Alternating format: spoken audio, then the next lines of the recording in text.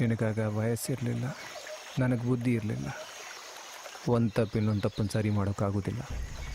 ಪ್ರತಿಯೊಬ್ಬರಿಗೂ ಗೌರವದಿಂದ ಬದುಕೋದಕ್ಕೆ ಅವಕಾಶ ಸಿಗೋಕೆ.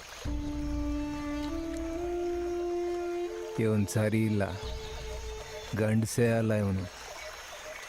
ನನ್ನ ಜೊತೆ ಹೋರಾಡಿ ನಿನ್ನ ಕರ್ಕೊಂಡು ಹೋಗೋಕ್ಕಾಗಿಲ್ಲ, ಕತ್ಕೊಂಡು ಹೋದ. ಮನೆಯವ್ರಿಗೆ ತೋರ್ಸೋಕ್ಕಾಗಿಲ್ಲ, ನಿನ್ನ ಅಡಗಿಸಿಟ್ಟ. ಆದ್ರಿಷ್ಟೆಲ್ಲ ಆದಮೇಲೂ ಮನೆಯವ್ರನ್ನ ಎದುರಾಕೊಂಡು ಇಲ್ಲಿಗೆ ಬಂದ. ಸಾಹೇಬ್ರ ಕೈಲಿ ಉಗಿಸ್ಕೊಂಡ, ಎಲ್ಲರ ಕೈಲಿ ಉಗಿಸ್ಕೊಂಡ, ಮನೇಲಿ ನಿನ್ನ ಕೈಲಿ ಉಗಿಸ್ಕೊಂಡ. ಇಷ್ಟೆಲ್ಲ ಆದರೂ ನಿನ್ನೆ ಆಶೆ ಮಾಡ್ತಿದ್ದ. ಹಾಯ್ ಬಾಯಲ್ಲಿ yes sir.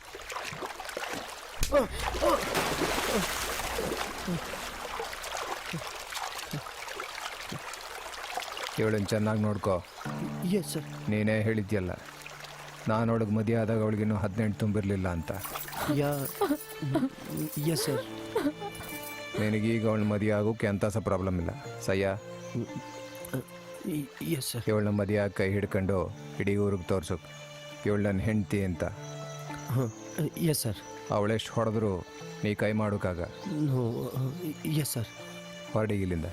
S sir. Sir I don't know but you are the best.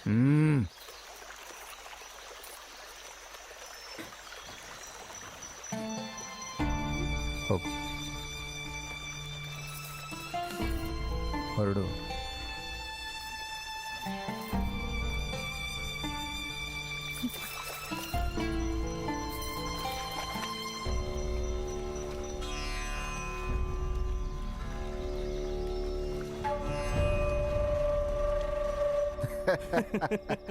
Hello Bheem, listen. ನಮಗೆ ಕಳೆದೋಗಿರೋ ಆ ಹುಡುಗಿ ಸಿಗದೇ ಇದ್ದಿದ್ದು ನಾವು ಬಹಳ ಇಂಪಾರ್ಟೆಂಟ್ ಆದ ಒಂದು ಎವಿಡೆನ್ಸನ್ನು ನಾವು ಬಿಟ್ಬಿಟ್ಟಿದ್ರಿಂದ.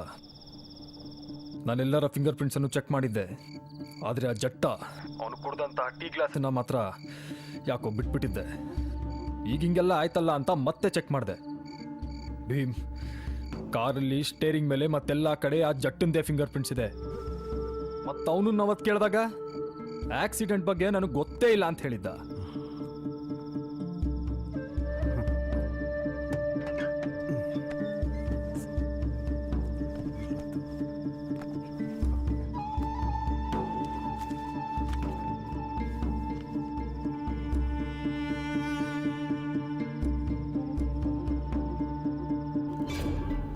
ಎಸ್ ಎಸ್, ರಾಜೇಶ್ ಕುಮಾರ್, ಬೆಂಗಳೂರಿಂದ.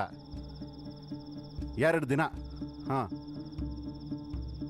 ರೂಮ್ ಖಾಲಿ ಮಾಡಿಲ್ವಾ? ಬರಲೂ ಇಲ್ವಾ? ಓ ಗಾಡ್. ನಿನ್ನೆ ರಾಜೇಶ್ ಆಫೀಸಿಗೆ ಬಂದಿದ್ದ. ಹೌದು ಸರ್. ಆಮೇಲೆ ಹೋದ. ಹಾಂ. ಅದಾದ್ಮೇಲೆ ನಾವು ಜಟ್ಟನಿಗೆ ಮನೆಗೆ ಹೋಗ್ಲಿಕ್ಕೆ ಹೇಳಿದ್ವಿ. ಅವತ್ತಿಂದ ರಾಜೇಶ್ ರೂಮಿಗೆ ಬಂದಿಲ್ಲ. ಓ ಗಾಡ್.